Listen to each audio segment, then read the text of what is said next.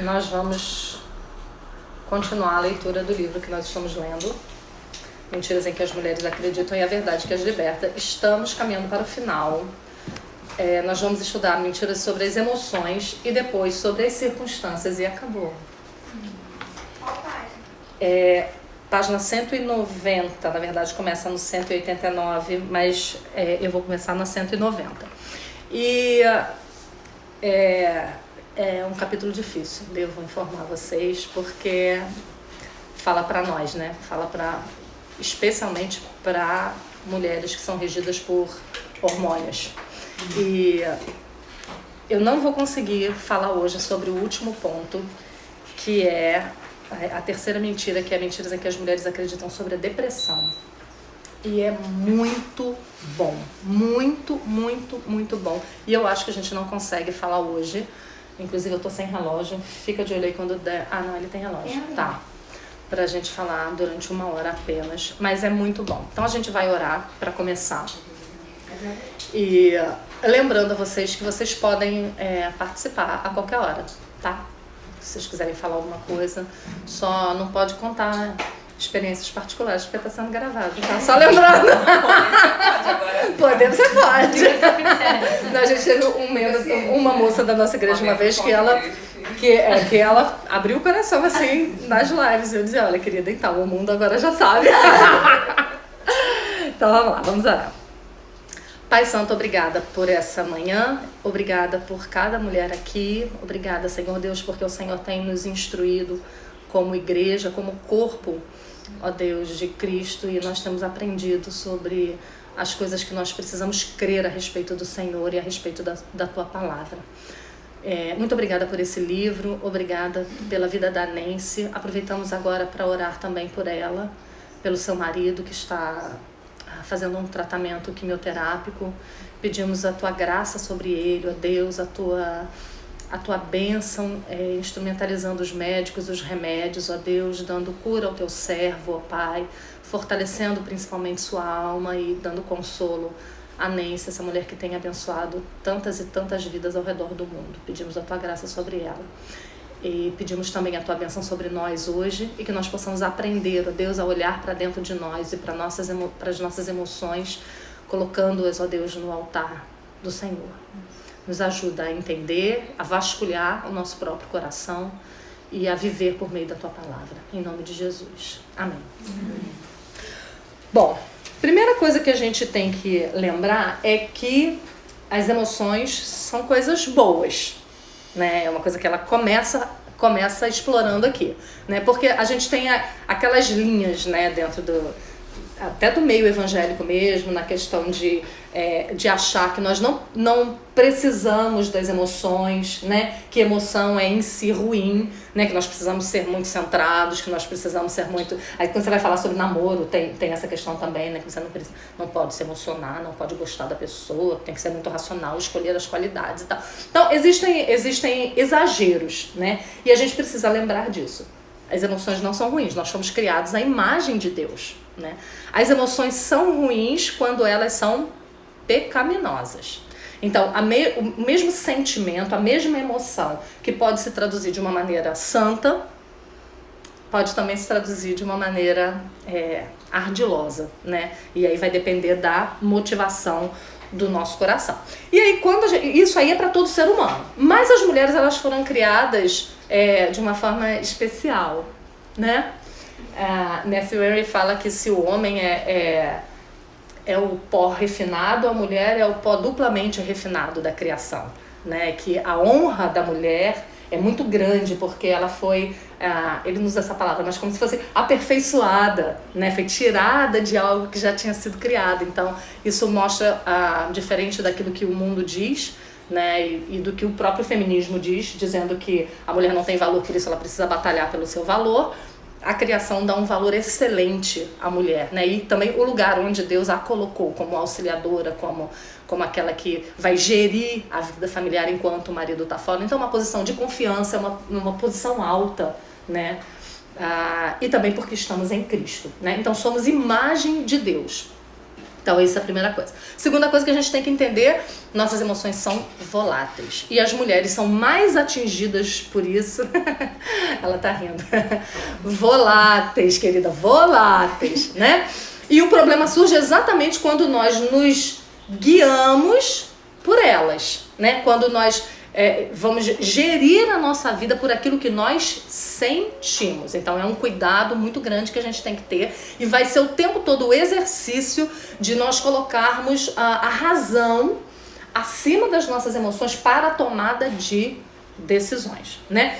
Então a mulher é pior do que o homem nesse sentido porque a mulher tem hormônios, tem fases, né? E a vida da mulher ela é cheia de fases. A gente falou um pouquinho sobre isso na reunião passada, né? Então, não é só quando você fica uma mocinha e os hormônios estão em ebulição, mas é também quando você fica grávida, é também quando você tem TPM, depois você entra na menopausa, depois... Então, assim, é só bomba o tempo todo. E se a gente for usar essas emoções e essas mudanças como desculpa, então a gente não vai conseguir viver uma vida santa nunca, né? Porque nós sempre teremos desculpas, teremos motivos. E justamente por causa dessas nossas oscilações hormonais, né? Os homens, eles não nos entendem, né? Nem podem, não tem como. Não sei quantas de vocês que são casadas já ouviram o marido dizer: eu nunca vou entender você, né? Eu nunca vou conseguir entender o que passa pela sua cabeça de quando ele te dá oi, querida, bom dia, e você começa a chorar. E ele fica, ela tá chorando porque ela tá triste, ela tá chorando porque ela tá alegre, eu fui romântico, eu fui grosso, né? Todas vocês já passaram por isso assim que se casaram, né? De, sei lá, em plena lua de mel ter uma crise de choro e o marido dizer: o que eu fiz? Eu fiz alguma coisa? Não, são só emoções que a gente não sabe lidar, né? E que explodem. Então, realmente, eles não sabem como lidar com a gente. E isso é uma coisa absolutamente natural, porque eles não são voláteis como nós. É diferente. E a gente precisa aprender a apreciar a criação do Senhor também nisso, né? Não abominarmos, né, essas questões, mas lembrarmos que elas são fruto de quê?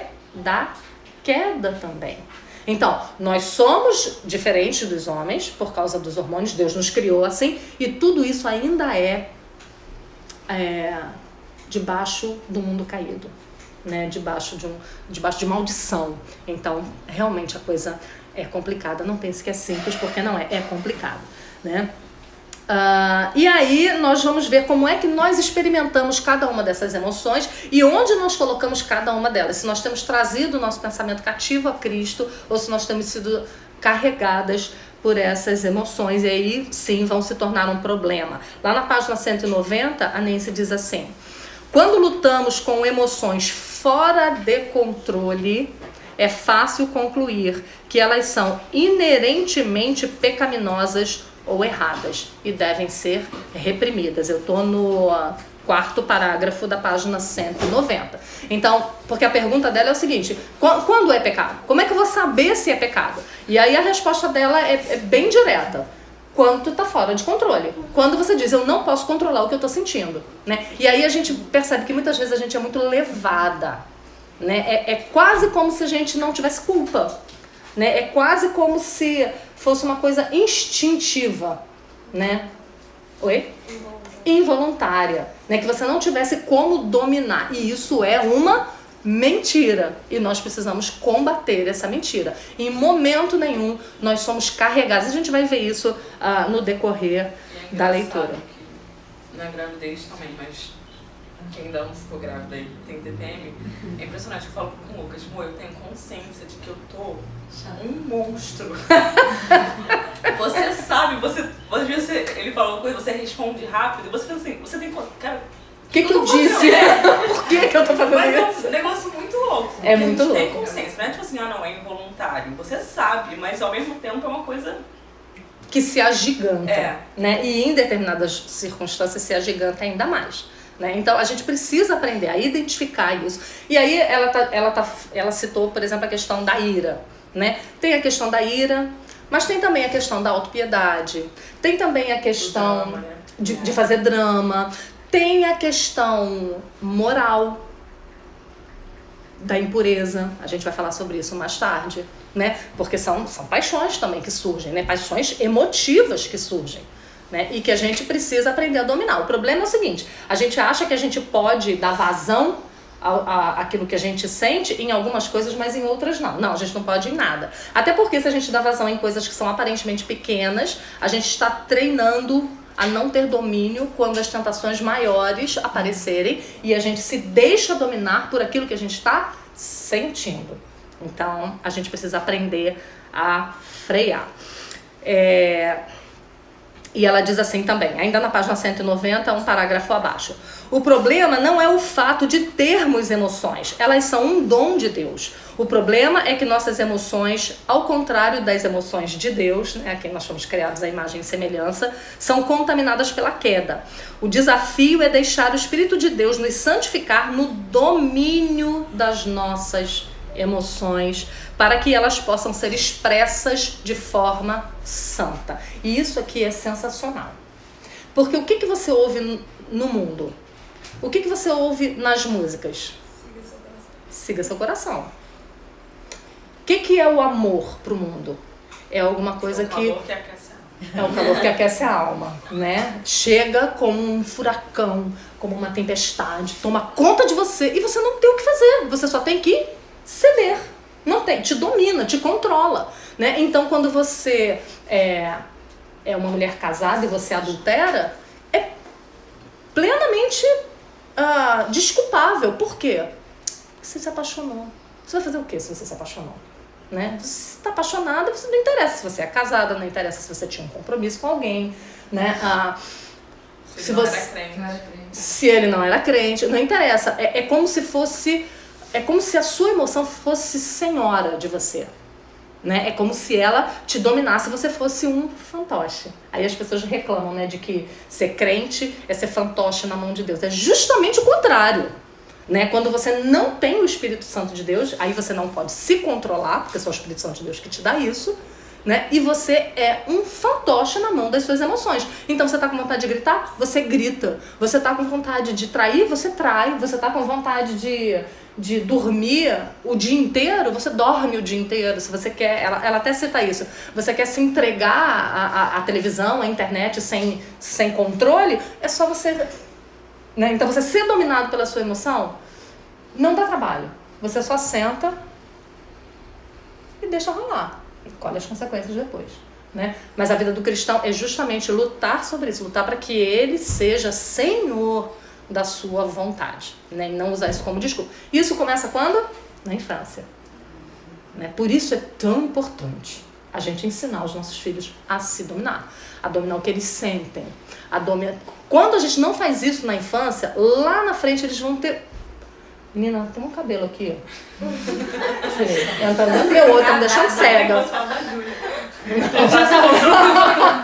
Não, então assim, quando você não tem um pai ou uma mãe que se preocupam com isso, com o controle das emoções, ensinar você a controlar, a olhar, a vasculhar as emoções e a dominar, né? É muito mais difícil quando essa criança se torna um adulto, porque ela está acostumada a ser levada pela sua ira, pelo seu desejo, pela sua vontade, em coisas pequenas, né? Mas ela é dominada, né? Então o ensino de pai e mãe é muito importante, porque vai ensinar a gente a negar a si mesmo, vai ensinar a gente a lidar bem com a frustração, vai ensinar a gente a tomar não da vida, de Deus, da palavra, e se manter uma mocinha, sem dar ataque, sem chorar, sem entrar em depressão, né? Fala.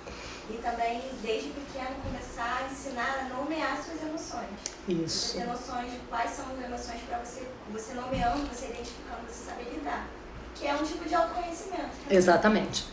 Exatamente. Você ajudar a criança para quem não ouviu, ajudar a criança a nomear as emoções que ela está sentindo, né? Você ensiná-la a olhar para si mesma. Olha, por que você está gritando? Por que você está tão bravo? Isso não é pecado? Você queria o brinquedo da sua irmã, mas o brinquedo não é seu. Então você precisa se conformar que o brinquedo não é seu, você precisa se alegrar com o que você tem. Então são oportunidades de você fazer com que ela olhe para si mesmo e não veja que, poxa, eu tô gritando, mas eu tenho razão. Porque eu fui frustrada, o brinquedo foi tirado de mim. Eu tenho razão, então eu posso gritar, né? E ter razão, e eu acho que isso é o mais difícil pra mulher. Ter razão e estar certa não te dá o direito de perder as rédeas da tua emoção. Eu acho que isso é o mais difícil. Porque quando você tá toda errada, você ainda se conforma, né? Mas quando você tá certa, querida, não me encontraria certa. Porque se eu tô certa, não vem que não tem, né? Então a gente precisa se domar, né? Mais ainda nessas circunstâncias de dominar a sua emoção. Tem Instagram, não sei quem conhece. Eu não sigo esse tipo de perfil, mas eu sigo mães que tem esse tipo de... Tem uma vertente hoje em dia que a criança é praticamente a dona do mundo. Criança é o rei. Então assim, a criança... daí tem uma vertente que diz que você não pode dizer pra criança pra ela não chorar. Não chorar, mas tipo assim, a criança caiu. Aí você, um adulto, quando você cai, você chora. Uma criança também pode chorar, mas no sentido de que assim... quando a criança se frustrar, você tem que permitir que ela esbote o sentimento, porque os adultos também extravasam. Então não deve pra você tolir a criança. E a criança, enfim, aí tem essa questão da criança ser dona da mãe, então quando ela quer mamar, ela vai mamar pra sempre, enquanto ela quiser. Então é perigoso isso, porque tem uma vertente meio maluca que meio que a criança ela é um ser humano, mas não no sentido de que ela deve ser ensinada, no sentido de que ela tem... Nora de educadora bolsonarista diz que criança não é ser humano. Obrigada por dizer que é a Nora que Ninguém sabia que era. Ninguém sabia. é a Larissa, pessoal. Mas é perigoso, porque é um negócio meio absurdo de que a criança pode se irar, porque são emoções e ela tem que aprender. Quer dizer, a gente está fazendo justamente ao contrário. Ao invés de ensiná-las a lidar com isso, você está dizendo, não, o que você está sentindo, você tem mesmo que sentir extravasar. É pior. Livre, né? É pior do que não fazer nada. Sozinha, né? Deixar que ela... E Exatamente. é tão doido que você vê aquilo e pensa, não é possível que a pessoa está dizendo isso. Mas eles realmente acham Eles isso. realmente pensam isso. Né? E aí vai se tornar um adulto, primeiro, insuportável. Uma criança já insuportável. E não é só isso. Eu acho que o pior não é isso. O pior é a dificuldade mais tarde de lidar com a lei de Deus. Né? De lidar com proibições. Limites. Que Deus dá para nossa segurança, né? E inclusive para nos testar. Né? E ele diz, não, é só até aqui, não vai passar dali, né? E, então você está criando um monstro, você está criando um adulto que vai lutar, se ele se converter, muito mais do que ele precisaria lutar para fazer aquilo que lhe é ordenado, né? E isso é a vida cristã, gente. Isso aqui que ela está falando é o resumo da vida cristã. Gálatas 5,17. O Espírito de Deus vos foi dado para que não façais porventura que seja do vosso querer. O Espírito Santo de Deus nos é dado para a gente não fazer o que a gente quer. Olha só. Então, isso nos ensina duas coisas. Primeiro, que a gente só quer fazer o que a gente quer. E segundo, a gente não tem condições de só fazer o que a gente quer sem ser como a intervenção do Espírito Santo de Deus na nossa vida. Né? Então, isso também é um consolo para nós, né? Que não fomos criadas assim, né? Aprendendo a dominar as emoções. Nós temos o Espírito Santo de Deus, então nós precisamos aprender a dominar as nossas emoções. E aí ela entra na mentira número 32, que é a primeira desse capítulo. Se sinto alguma coisa, isso deve ser verdade. Então, essa pessoa que já está orbitando em torno daquilo que ela sente e gerindo sua vida e seus relacionamentos por aquilo que ela sente, né? Deixa eu ler o que ela diz primeiro aqui. O inimigo quer nos fazer acreditar que se não nos sentimos amadas, não somos amadas. Se sentimos que não podemos lidar com a pressão, deve ser porque realmente não posso. Não sei quantas de vocês já aconselharam outras mulheres que disseram isso. Olha, eu não posso lidar com essa situação. Eu não tenho o que fazer. Por quê? Porque ela se sente incapaz. E aí ela fez aquilo verdade. Não interessa o que a Bíblia diz. A Bíblia diz que Deus está ali, que Ele vai ser sustento, diz que Ele vai... Mas ela acreditou naquilo que ela sente. Se sentimos que Deus nos abandonou ou que Ele agiu injustamente em uma questão que nos afete, então talvez Ele tenha mesmo nos abandonado. Então vamos falar aí de uma menina que foi, sei lá, abandonada pelos pais, né? Que foi criada num orfanato ou por uma tia, ela guarda ressentimentos a respeito disso, mas ela não aprendeu a olhar para isso, ela não aprendeu a dar nome a isso.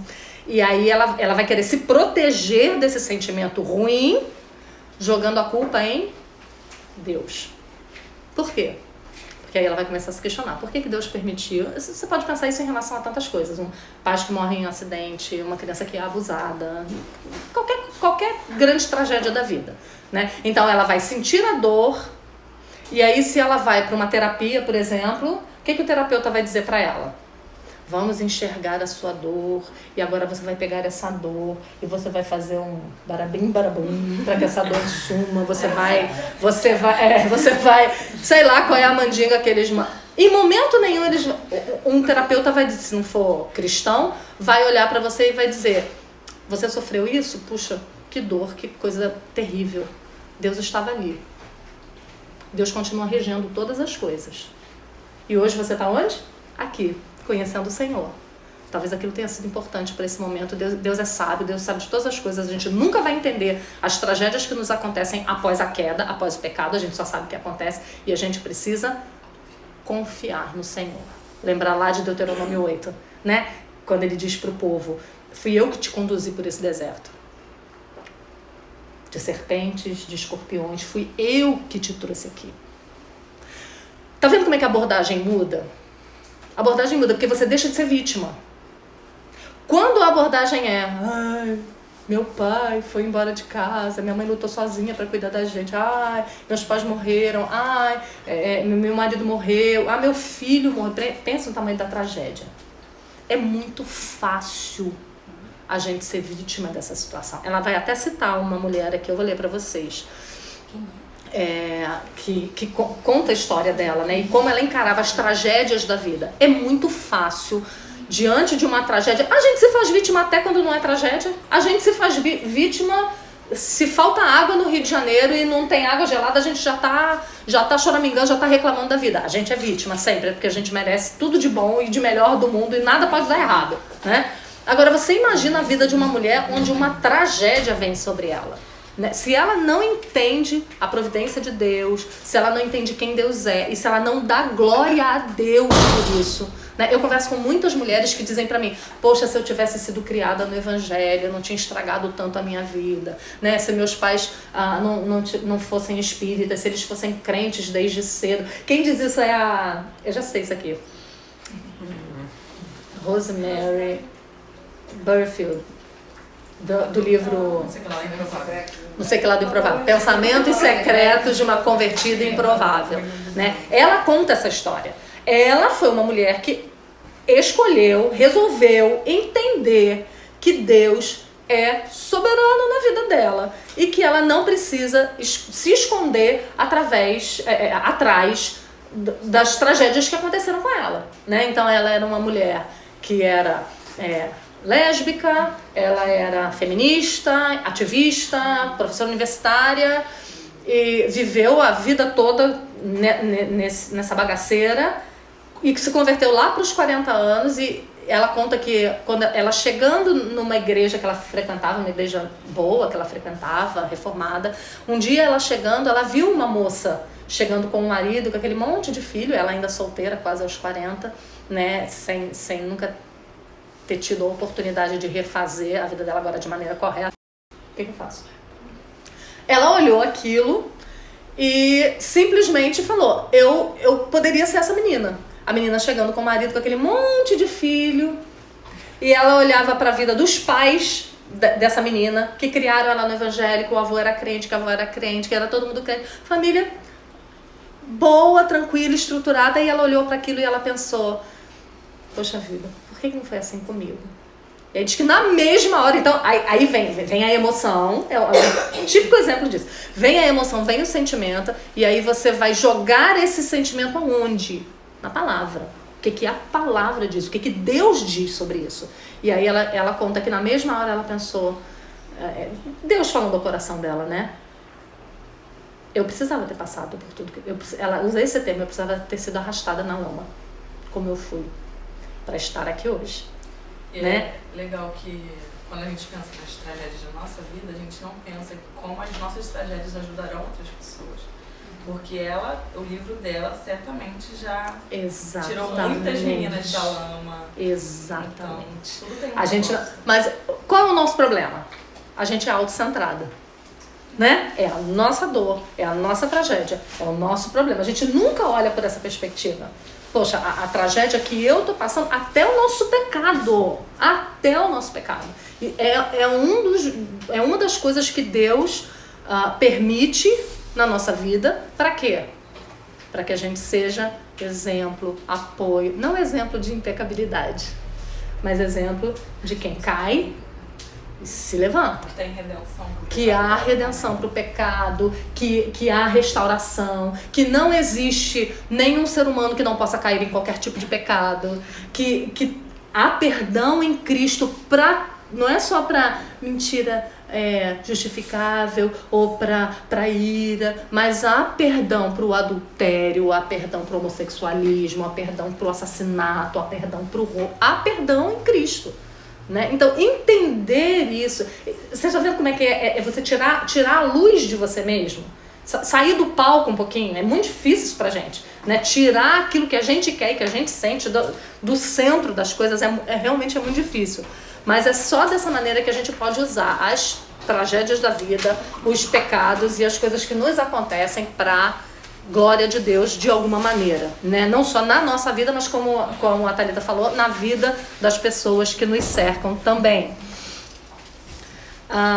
Aí ela continua falando das coisas que nós sentimos, né? Se nós sentimos que a nossa situação não tem solução, então não deve mesmo haver nenhuma esperança. Então a gente toma decisões baseadas naquilo que a gente está sentindo. Então, se eu acho que não tem saída para minha situação, então realmente não tem saída, ponto. Não é verdade, né? Eu lembro de ter conversado uma vez com uma amiga sobre a sua filha, que estava com um problema de saúde muito sério, né? E a primeira coisa que eu disse a ela tinha tido um diagnóstico e estava todo mundo muito apavorado, e a primeira coisa que eu disse para ela foi: ouve outros médicos, ouve outras opiniões, abre o leque. Mas naquela hora ela só chorava, ela só estava muito triste, como se o mundo dela tivesse desabado e como tudo tivesse acabado. E aí eu disse a ela: eu passei isso com um dos meus filhos, né? O médico disse pra mim: ele não vai andar nunca, se ele andar ele não vai correr, ponto, você tem um diagnóstico. E aí vem uma avalanche de sentimento e naquele momento você precisa decidir no que você crê. Se você crê no que você sente ou se você crê naquilo que a palavra de Deus diz. E a palavra de Deus diz que Ele é que é Senhor sobre todas as circunstâncias. Então é muito difícil, eu sei que é difícil, principalmente quando são situações limites, né? Mas é um exercício de fé. A gente precisa aprender que os nossos sentimentos, eles não são confiáveis. O que é confiável é o que Deus diz. Então, se você, sei lá, você ama um rapaz da sua faculdade, né? E esse rapaz, ele é um doce. Só falta ser crente, né? Ele é dócil, ele é gentil, ele é trabalhador, mas ele não é crente. Como que seu coração se sente? Só pode ser ele. Eu já sei. Deus quer me usar. Namoro missionário. Namoro missionário. Deus quer me usar para converter esse rapaz. Só pode ser. Eu olho para a igreja, só tem peba. E eu olho para esse rapaz e parece que tá tudo dando certo. Tudo se encaixou. Ele é respeitador. Ele quer as mesmas coisas que ele quer ir pro Canadá também. O meu sonho é ir pro Canadá. Ele quer. É de Deus, só pode ser de Deus. Então todo o teu sentimento tá te levando para aquilo ali. Coitado, grávida. Todo o teu sentimento tá te jogando para aquilo ali. A Bíblia diz não.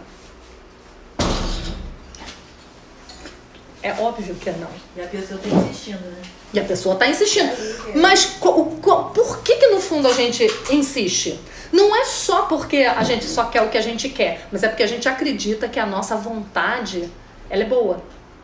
A gente acredita que o nosso desejo é bom, que a gente sabe fazer escolhas pra gente mesmo. E esse eu acho que é o grande problema, né? E voltar sempre os olhos para a Escritura é importante. Aí, mais abaixo um pouquinho, no segundo parágrafo, ela diz assim: Quando permitimos que esses... Eu vou ler adiante. Ela diz assim, a verdade é que devido à nossa condição decaída, em geral os nossos sentimentos têm muito pouco a ver com a realidade. Os nossos sentimentos, por causa da queda, têm pouco a ver com a realidade. Vou te dar um exemplo.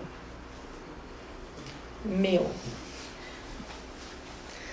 Você... eu acho que esse é um exemplo de toda dona de casa, de toda mulher. Você dormiu muito cansada, dormiu tarde, acordou cedo com a pilha de louça na pia. Você já começa o dia assim, né? Mal-humorada, cansada, lavando louça, pensando em tudo que você tem que fazer. Com o bebê no seu pé. Com o bebê no seu pé chorando. O telefone. Vamos adicionar a aprovação. Aí o telefone toca, de repente chega o seu marido que acordou 30 minutos depois de você e diz: bom dia, querida! O que você diz a ele? Bom dia pra quem? Bom dia pra quem? O que tem de bom? O que tem de bom? Me diz aí. O que é isso, se não o teu pecado, primeiro? Porque, em primeiro lugar, você é feminista e não sabe. Você tá pensando, eu que tive que lavar essa louça. Querida, a obrigação é sua, sinto muito, me desculpe, me perdoe. Fazer o quê? Segundo lugar, ele dormiu até tarde. Ele dormiu até tarde, querida, ele se lasca no trabalho a semana inteira, ele tá morto, ele tá acabado, as obrigações dele, você não tem noção, o peso que tá sobre os ombros dele lá fora pra te sustentar, que é a obrigação dele, não vai mais do que a obrigação, é sustentar bem, e sustentar comprando flor, comprando batom, Isso aí. comprando, né, comprando flor, ouviram flores? Ela faz o marketing todo. Depois a gente fala sobre flores. Ele tem obrigação disso. Mas a gente não pode esquecer que isso é pesado. A gente não pode esquecer que isso é pesado. É pesado pra você? Cuidar da casa, cuidar dos filhos, fazer faxina. É pesado? É pesado, é duro. Mas pra ele também é. Mas o que o nosso sentimento diz? Pô, no escritório, ar-condicionado o dia inteiro, querida. Tá mole.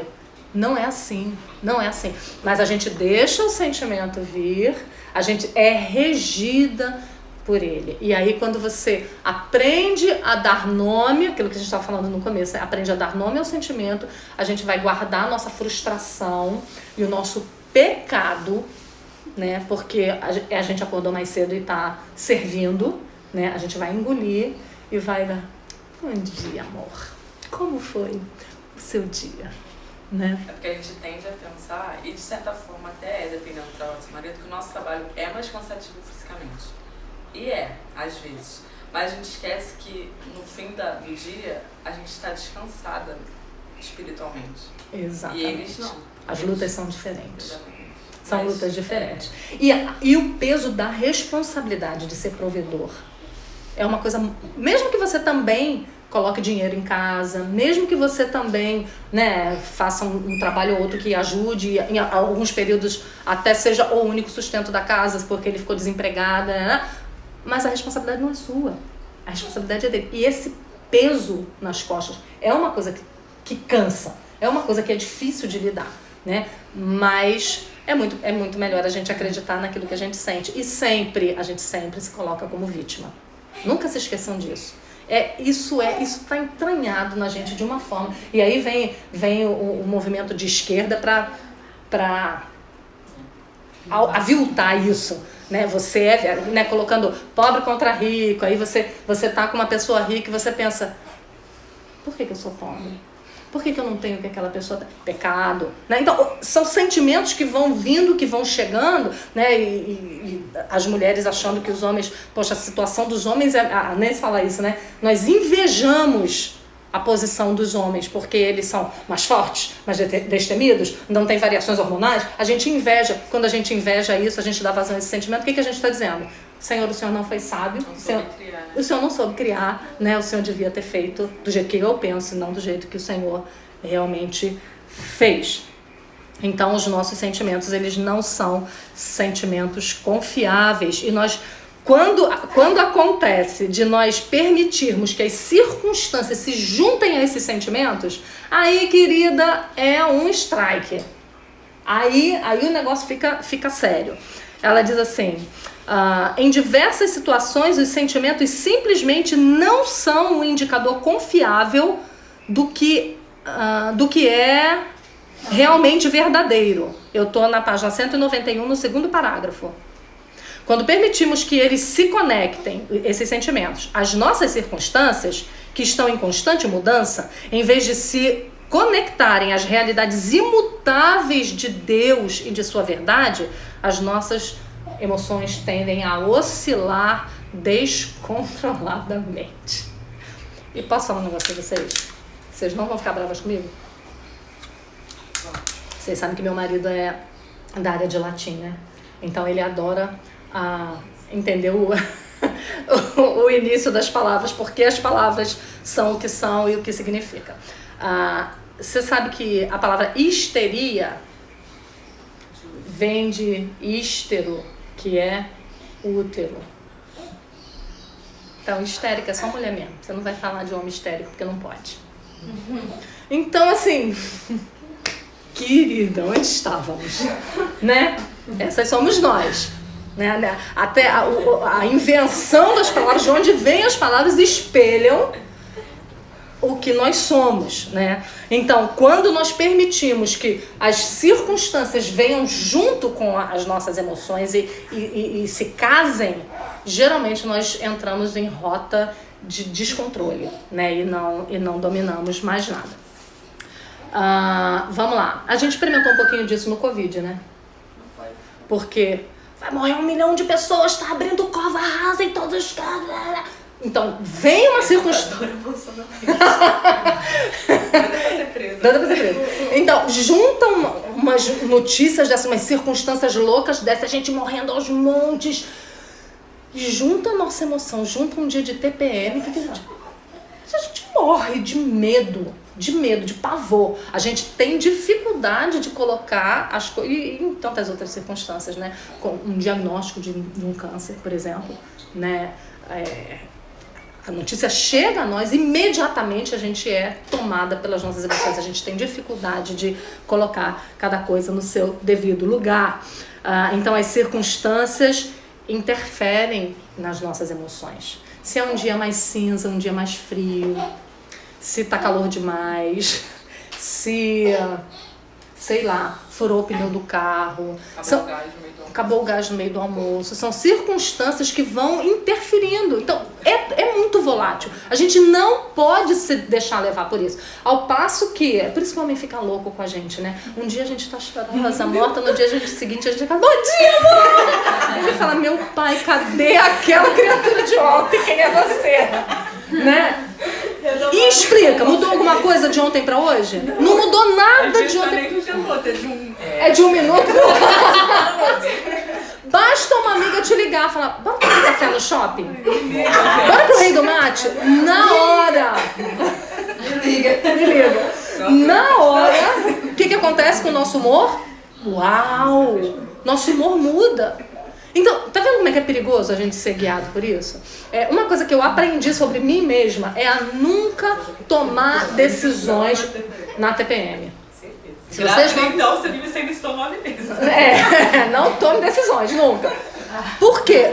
Agora, eu confesso, eu era meio burrinha a respeito das minhas próprias emoções, né? Eu sempre fui muito... Eu sou um pouquinho acima da média, né? No quesito expandir, no quesito útero, eu sou um pouquinho demais, né? Se eu sou assim com 50, você me imagina com 20, né? Então eu tinha dificuldade de entender isso tudo aqui. Eu tinha muita dificuldade de entender isso tudo. Então eu não percebia, eu não me olhava muito, eu era muito regida pelas circunstâncias. Então o que acontecia? Chegava uma época que eu pensava, qualquer situação que era colocada pra mim, eu via de forma sombria, de forma difícil, eu tinha vontade de desistir. Aí depois passava, eu olhava com olhos melhores. Aí depois de sei lá quantos anos eu falei, gente, é TPM. Burra, é TPM. Aí eu falei, poxa vida, então eu não preciso mais ficar tão triste. Eu posso pensar, vai melhorar, não é tão ruim, a situação não é tão ruim assim, né? Então isso é uma coisa pra gente aprender. Sempre que você recebeu uma notícia ruim, quantas vezes os maridos não chegam pra vocês e dizem, tenho 2 notícias, a boa e a ruim, qual que você quer primeiro? Que você já... Que medo. Que medo, né? Quando vem notícia ruim. E Como é que você age depois que você recebe uma notícia realmente ruim? Não age de começo. Não deixa a emoção te dominar para você tomar logo uma atitude. Chora. Fica quietinha. Pode chorar, senta e chora. Liga para a esposa do pastor, liga para sua mãe, liga para sua amiga, liga para sua sogra. Conversa, espera uns dias, você vai ver que em 2 ou 3 dias aquela coisa que era tão ruim, seja uma multa ou uma doença, tanto faz, né? Aquilo que parecia ser tão ruim vai tomar outra proporção, né? Mas quando a gente se deixa dominar e toma atitude baseada na nossa emoção, geralmente a gente quebra a cara, né? E aí a gente vai se preparar quando são notícias pequenas e difíceis para os grandes eventos que vão acontecer. Né? O nascimento de um filho, mudança, são grandes circunstâncias. A gente está falando aqui de circunstância pequena. A cafeteira quebrou, né? Queimou o último ovo que eu tinha para tomar de café da manhã, eu deixei queimar, não vou poder comer até a hora do almoço. Coisas pequenas, o carro quebrou, coisas pequenas do dia de pirraça. Oi? A bomba queimou, eu tô sem água, né? Pequenas circunstâncias. Lidando com as suas emoções de forma bíblica, você vai se preparar para os grandes eventos que vão acontecer, as grandes mudanças que vão acontecer na sua vida. Aliás, a gente vai ter uma live semana que vem, na outra, por sua causa. Por tua causa. Lembra da nossa conversa sobre puerpério? A gente vai conversar sobre puerpério, vou conversar com a Carol sobre isso. Como é que as coisas que vêm sobre nós depois que o neném nasce, como é que isso deixa a gente vulnerável aos sentimentos? As coisas que a gente espera, que a gente prospecta, né? E quando essas coisas não acontecem. Então, esse é um grande evento, a chegada de um neném na família. E tem os eventos trágicos também, que no mundo caído vão acontecer. Você perdeu um filho, você perdeu um marido, você perder sua casa no incêndio, você... Estava conversando esses dias com uma moça que me contou isso, né? Que a casa dela inteira pegou fogo, todo mundo se salvou, mas a casa inteira pegou fogo. E como, depois disso, a vida dela foi difícil, porque foi difícil lidar com essa circunstância, né? Então, são circunstâncias que nós estamos sujeitos aqui nesse mundo, né? E que vão acontecer. E a gente precisa se preparar para isso. Como?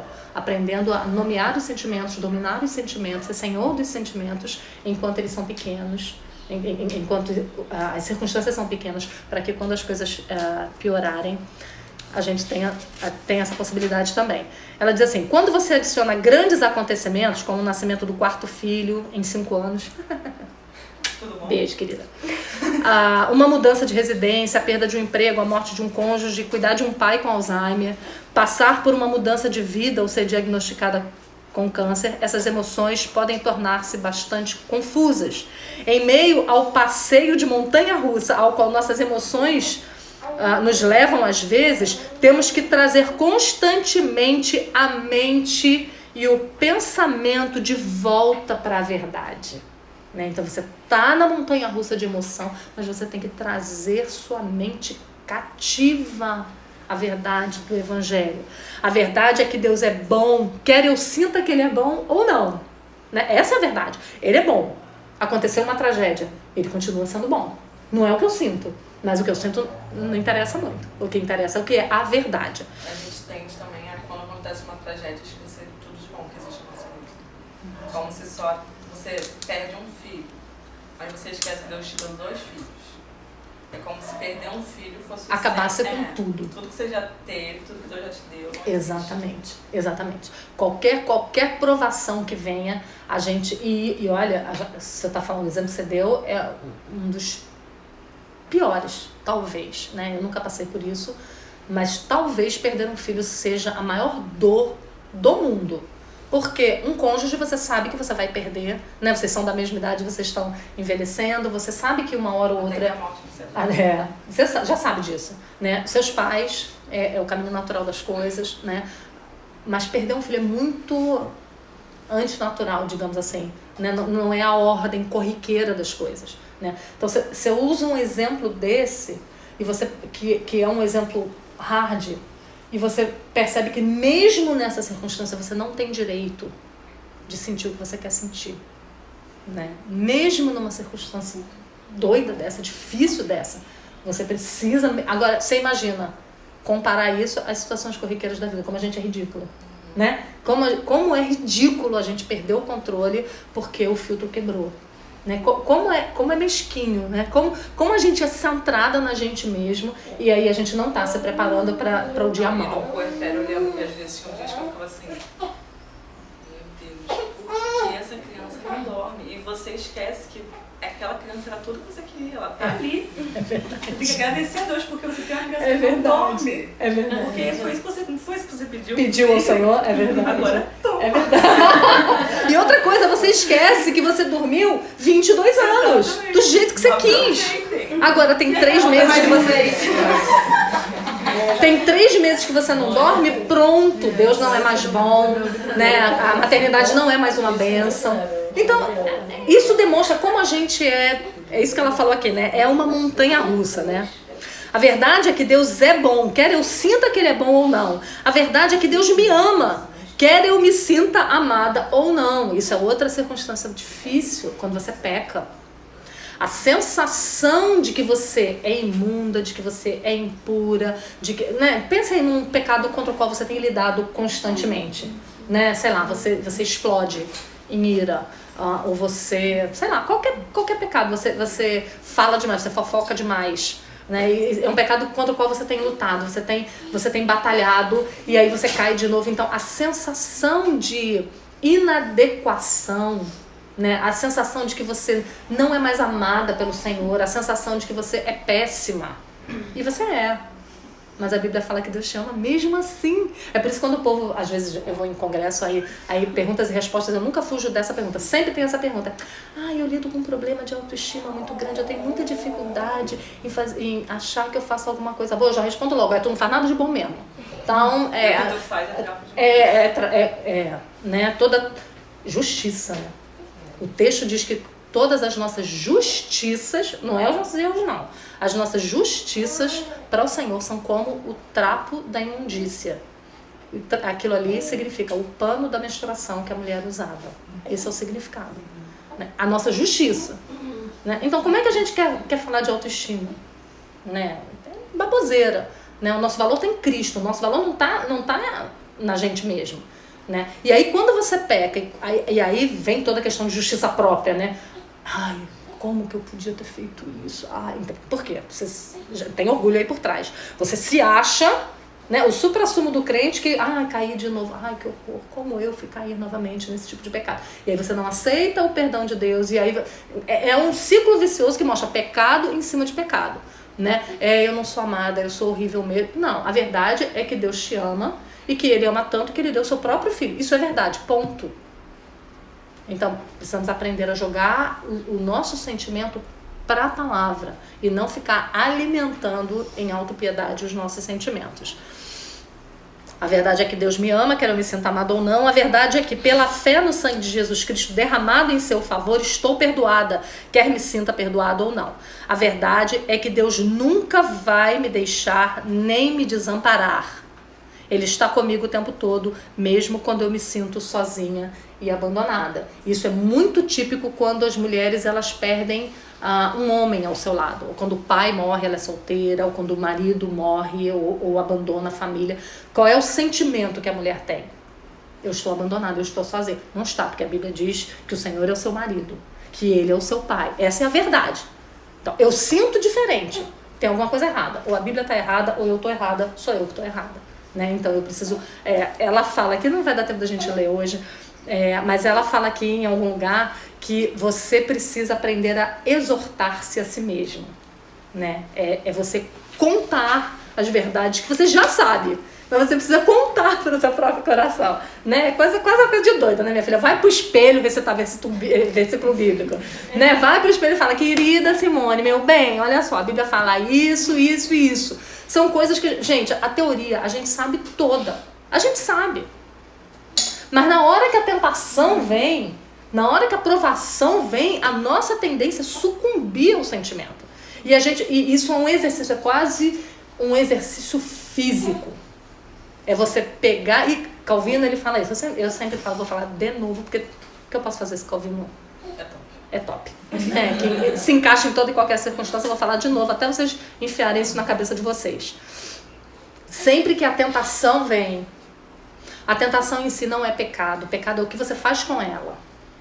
E aí ele explica que quando vem a tentação e vem o sentimento de desconfiança de Deus, sei lá, meu marido perdeu o emprego. O que vem?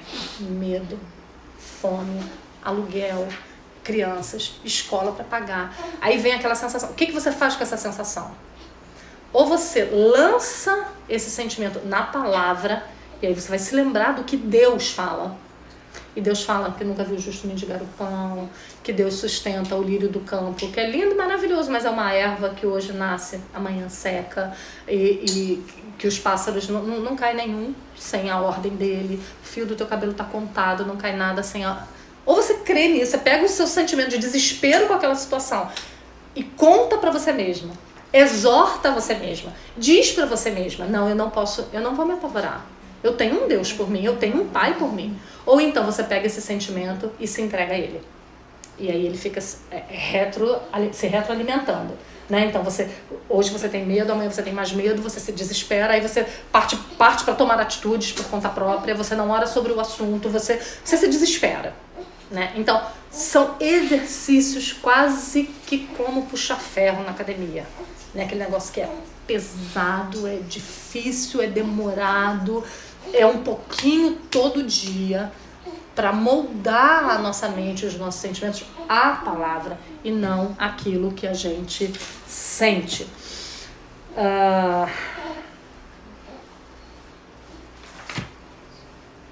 E aí ele usa o texto de Filipenses, que eu queria que vocês abrissem, Filipenses 4.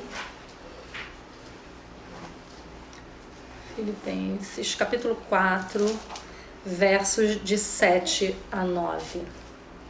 Filipenses 4, de 7 a 9. Alegrai-vos sempre no Senhor, outra vez digo, alegrai-vos. Aí você vê que isso é uma ordem, né? É um imperativo.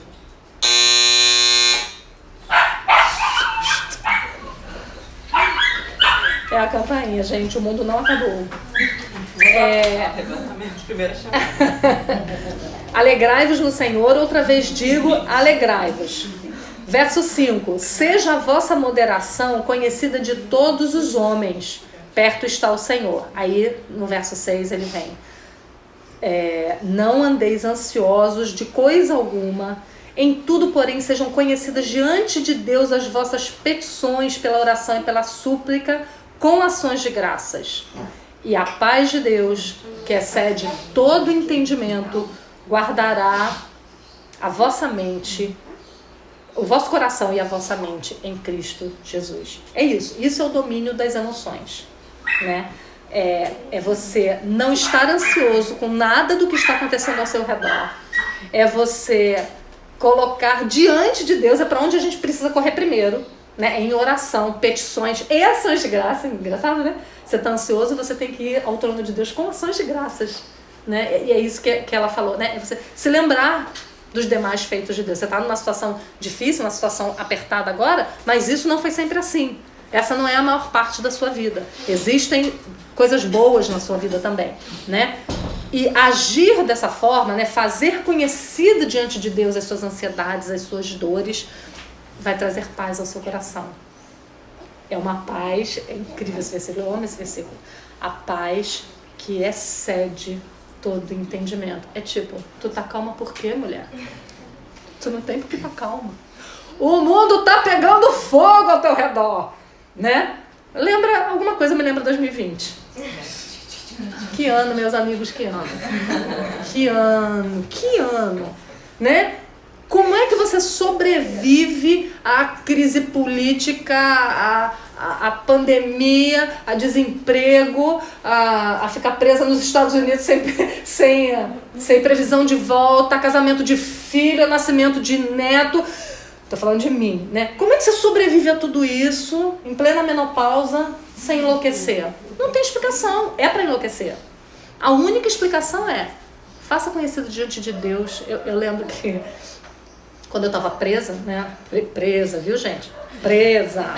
Enquanto. Quando Quando eu estava presa nos Estados Unidos, na casa dos meus amigos, vocês são muito zoeiras, tá? Eu quero ver quem vai levar bolo pra mim na cadeia. Eu lembro que quando eu tava... A Helena veio. Eu lembro que quando eu estava nos Estados Unidos, assim, fechou fronteira, casamento da minha filha se aproximando, coisas para resolver, meu marido aqui, a vida aqui, e eu lá na casa dos meus amigos, estava confortável, estava bem assistida, estava sendo cuidada. E o Brasil pegando fogo, é ministro que vai embora, é Sérgio Moro, que era mocinho, vira bandido, aquela loucura, aquele desespero todo.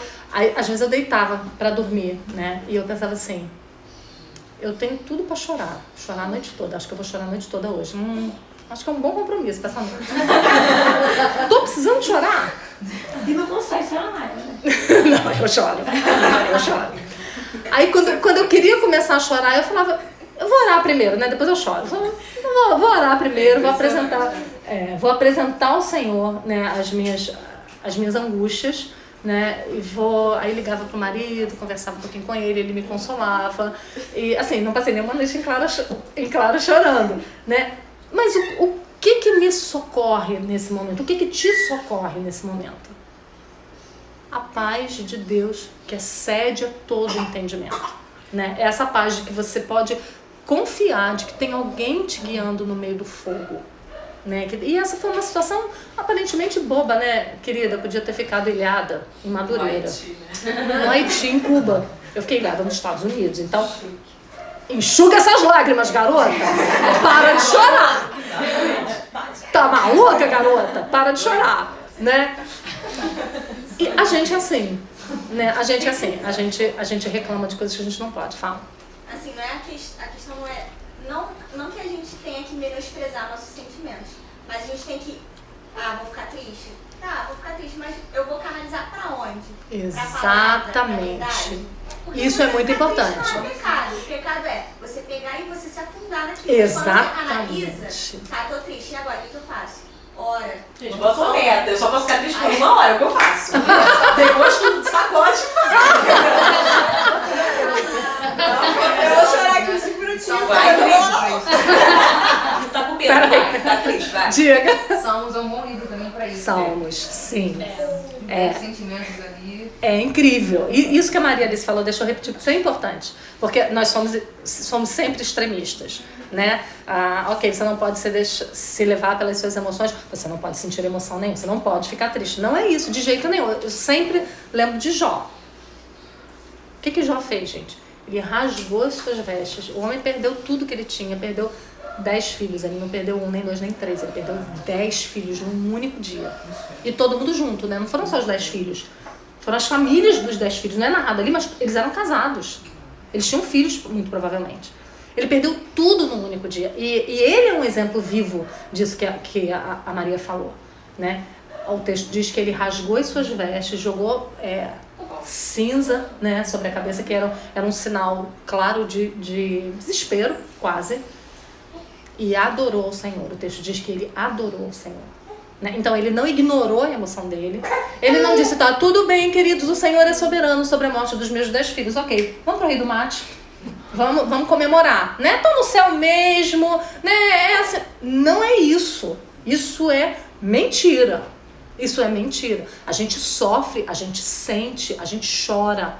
A gente não pode negar o sentimento, mas é exatamente isso que ela falou. A gente precisa trazer isso cativo ao Evangelho, cativo a Cristo. Essa é a única maneira de não enlouquecer. Eu fico pensando, né? Como que as pessoas que não têm a Deus conseguem sobreviver? Porque é muito duro. É muito duro você viver debaixo do sol.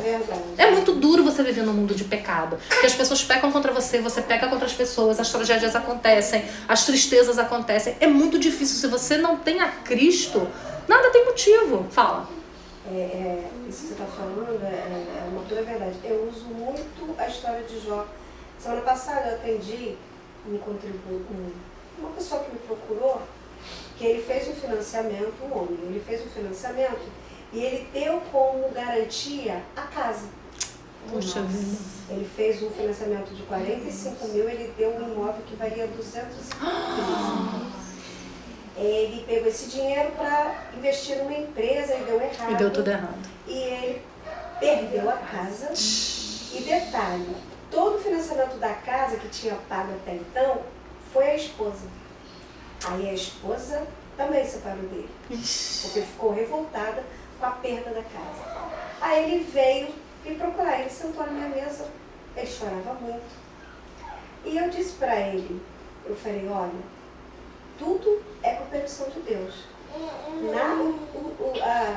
Todos os problemas que acontecem na vida só não tem jeito para a morte, o resto tudo tem jeito. Eu não sei se você tem Bíblia, mas eu queria te contar um pouquinho da história de Jó. Aí contei, né, toda a história de Jó para ele. Aí ele chorava ainda mais, porque ele se sentiu confortado naquilo que eu estava falando para ele. Fez sentido, né? Fez todo sentido, porque às vezes o ímpio, ele não tem essa fé que a gente tem, que nos sustenta, que nos mantém de pé. Então, quando a gente chama ele... A razão... Então, e de certa forma, isso que você fez, se ele for um eleito, né, isso vai ser o momento dele entender o evangelho e dele se voltar para Deus. Se ele não é um eleito, é mais juízo, é mais louco ainda. Aí que não faz sentido mesmo na cabeça dele. A maior tragédia da vida dele foi a maior bênção. Exatamente. Se ele é um eleito, a maior tragédia se torna bênção. Aí depois ele mandou mensagem para mim, aí ele falou que uma das melhores alegrias que ele teve na vida dele foi me conhecer. Legal. Porque eu dei um conforto que ele estava merecendo. Aí eu falei, olha, quando chegar na sua casa, você lê Jó. E aí você vai entender que esse teu problema não é nada em vista do que... E aí o que acontece? E Deus restituiu tudo a ele. E aí o que acontece? Deus vai restituir seu casamento, Deus te dá em dobro tudo que você perdeu. Ou não, entendeu? E se ele não der, se ele você aprendeu a ser... Sendo bom. Ele continua sendo bom, ele continua governando todas as coisas. Isso é uma coisa que a gente... Isso é uma coisa que a gente precisa lembrar. Exatamente, foi o que eu falei pra ele, porque é Deus que comanda todas as coisas. Exatamente. Então, assim, agora você vê, a vantagem que a gente tem sobre os ímpios é uma coisa incrível. Não é só sobre a nossa salvação no futuro. Isso é uma coisa que o Oreb tem falado muito. Né? Todas as promessas da Bíblia são para agora e para depois. Para agora, né, a terra de Canaã, né? Ali no tempo e no espaço, mas também visando o futuro. Isso é bênção para nós aqui, não é bênção só para nós espiritualmente falando, mas é bênção para mudar a nossa vida agora, na circunstância, no dia a dia. Né? Então você pegar uma pessoa que não tem esse tipo de esperança é um negócio, é desespero. Eu realmente, por isso que tem tanto suicídio, por isso que as pessoas realmente elas se desesperam, porque não há esse contraponto. Tem alguém governando. Né? As pessoas acham que elas estão no meio do caos. Elas acham que elas são os... Você imagina o que é você pensar, vamos supor, a morte do seu marido. Né? Você era bem casada, você viveu a vida toda com ele. Aí a morte do seu marido aconteceu na seguinte circunstância. Você disse a ele: ai amor, tem bife pro almoço, mas eu tava com tanta vontade de comer frango. Dá um pulinho lá no mercado. Ele vai e ele morre nesse percurso. Você imagina, isso é absolutamente possível de acontecer. E aí você vai ficar o tempo todo assim: se eu não tivesse dito, se eu não tivesse tido desejo de comer frango, se ele ao menos tivesse me contrariado, por que ele era um marido tão bom, por que ele fazia a minha avó? Você entende? Então você viver como se Deus não existisse, você vive um caos. Porque qualquer circunstância pode alterar para sempre a sua vida, qualquer. Uma decisão que você faça. Você está passando de carro, você fala: vou parar nessa farmácia para comprar um remédio. Aí o marido fala: pode ser amanhã. Não, quero comprar agora. Você para, você é assaltada, levanta o carro, você toma um tiro. São coisas absurdas que acontecem por causa de uma decisão aqui. E se você não sabe que tem um Deus que governa tudo isso, você enlouquece. Fala. Na minha faculdade eu vejo muito isso, porque em todos os momentos, em todas as decisões que a gente toma, cada problema, a gente leva de um jeito completamente diferente. E o pessoal da faculdade dá pra perceber que é muita gente ímpia e cada problema vira uma coisa muito maior. Porque você não tem consolo, você não tem paz. Tipo assim, aconteceu isso, mas tudo bem, Exatamente. eu tô não sei o quê. Quando você não tem isso, você não tem paz no coração. Isso é uma coisa que meu pai criou a gente dizendo. Meu pai sempre disse isso pra gente. O problema não é o problema. É como você resolve o problema. Sim, e outra coisa que eu sinto muito é que, tipo assim, naqueles problemas que você vê que até a gente que é crente vê que realmente, olha, não tem o que fazer. Só que a gente tem um consolo, né? Que no futuro, quando a gente for pro céu, vai dar tudo certo. Exatamente. Exatamente. A pessoa não tem, entendeu? Exatamente. Tipo assim, a vida dela tá acabando. Exatamente. Em última instância, a pior tragédia que pode acontecer na vida de uma pessoa. O que é pior? Pior. A morte. É lucro. Exatamente. Então, a questão é se você está em Cristo ou não, né? Porque a pior tragédia não é a morte, a pior tragédia é o pecado. É a apostasia, é ser inimigo de Deus. Essa é a pior coisa, né? Mas se nós somos crentes, a coisa mais extrema... Esse é um exercício que eu sempre faço comigo. Sempre que eu estou passando por essas circunstâncias, eu sempre faço comigo. O que pode acontecer de pior nessa circunstância? Aí eu vou medindo, não, pode acontecer isso, pode... E se acontecer isso? Não, tudo bem. Pronto, vamos lá, o problema que eu estou passando. Né? O que pode acontecer de pior? Aí eu penso o que pode ser pior. Isso é o pior da vida? Não, isso não é o pior da vida. Eu vou ter gente me visitando, vou comer bolo de banana, vou poder escrever. Por último, se você morre, você estará com Cristo. Então, assim, não tem por que a gente se desesperar. Porque Cristo é o Senhor da nossa vida. E isso é você trazer a sua mente cativa à verdade, que é a palavra de Deus. A bondade de Deus Ele não precisa das nossas orações. E Ele nos deu esse meio de graça para o nosso proveito e para a gente se confortar. Porque Ele não precisa que a gente ore. Exatamente. Contando os nossos problemas e lamentando. E eu acho que essa questão de você verbalizar. Porque, por exemplo, quando você começa a reclamar, aí o que a Maria falou, você ainda não identificou, não nomeou, que é murmuração. Quando vai começar, eu falo às vezes com o Rafael, tá, vamos orar e vamos ver se a gente tem coragem de falar isso pra Deus agora. Vamos orar e falar. Vamos transportar isso pra uma oração. Não vai mais ser multiplicado aquelas palavras. Exatamente. Não, mas não vai dar certo, é tristeza, não sei o quê, mas poderia ter sido por... Exatamente. Você não vai, é bom. Aí você começa a reafirmar, Deus é bom, aquilo tudo que você já sabe, mas você precisa falar com Ele. Por isso que conhecer a palavra é tão importante. Porque para cada tentação, lembra de Cristo no deserto? O que Ele fez? Ele usou a palavra. Né? Então, vinha a tentação, olha, é o exemplo perfeito do que Calvino fala. Vinha a tentação, ele estava com fome. Então vinha a tentação dele mandar transformar as pedras em pão. E aí o que ele fazia? Ele transportava aquele sentimento, fome, coisa mais básica. Olha como é que é incrível, né? A tentação ali mexia com as coisas mais primárias. Fome. Com fome você morre, né? É a coisa mais necessária ao ser humano é o pão, é a comida. E aí Satanás vem e tenta ele exatamente nisso. O que ele faz? Usa a palavra, está escrito. A gente tem que aprender isso, gente. Está escrito. Ou você acha que isso não foi tentação para ele que estava com fome? Ele foi tentado realmente. Ele era homem, lembra? Ele era 100% homem. Aquilo era uma tentação. E ele recorreu a quê? A escritura. A escritura. Então, eu vou terminar, tá? Meio-dia. Vou terminar. Essa deve ser a nossa postura o tempo todo. Levar diante de Deus em oração e nos lembrar. Então você está lidando com uma tentação muito grande, né? Eu tenho uma amiga que tem os versículos escritos no azulejo, né, amiga? Ela escreve os versículos que ela... Você sabe qual o problema que ela está passando? Vai visitar a casa dela, olha a cozinha dela, que tu vai descobrir quais são as tentações dela e as provações dela. Os versículos estão escritos no azulejo, né?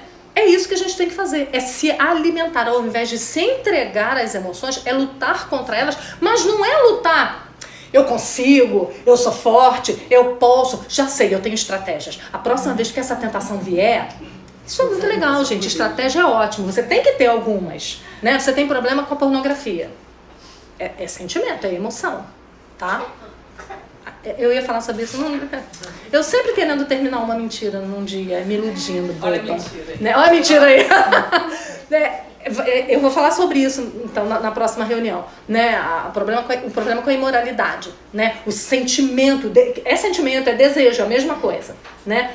Quando isso vem, você tem que tomar atitudes práticas contra a lascívia? Tem. Mas isso não é a tua segurança. A tua segurança é Cristo. Né? A tua segurança é o Evangelho, é a palavra. Então você vai aliar essas coisas. O conhecimento do Evangelho, exortar a você mesma, a oração, o pedido de ajuda ao corpo de Cristo. Você vai unir essas coisas contra o pecado. Você não pode simplesmente fazer uma lista de 10 passos para você não cair mais na pornografia, né? Só ligo o computador quando estiver na sala, só faço isso quando já não entro mais aqui, não vejo mais, porque isso aqui é muito legal, mas dura uma semana. Não dura. É você pensar que você é uma mulher casada, mal casada, e conhece um rapaz que é o príncipe encantado dos seus sonhos, que te trata bem enquanto teu marido não te trata. E pra vocês que são novinhas e se casaram agora, isso acontece com crente, tá, gente? Isso acontece com crente. Você é tentada.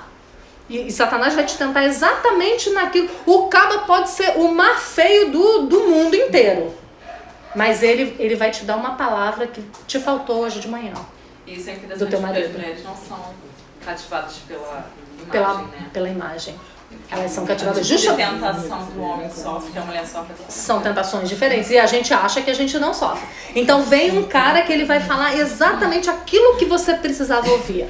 Né? Teu marido não acha você uma mulher competente, ele te acha meio burrinho, ou você acha que ele te acha meio burrinho. Chega um homem elogiando a sua inteligência.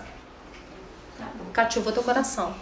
Né? O que você faz quando você é uma mulher crente e você é tentada a dar teu coração e o resto para um outro homem? Como é que você faz?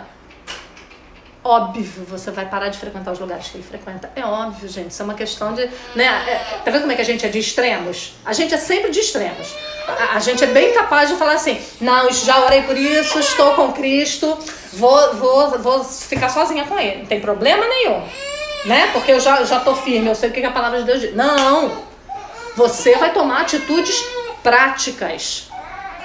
Não, você vai correr pra cruz. São duas coisas que você vai... Né? Você não vai atender o telefone dele, você vai bloquear ele no WhatsApp, você não vai dar chance, como dizia minha avó, a ocasião faz o ladrão. Né? E nós não temos só a ocasião para fazer o ladrão, nós temos o ladrão aqui dentro também. Né? Então é fogueira, né? É fogueira.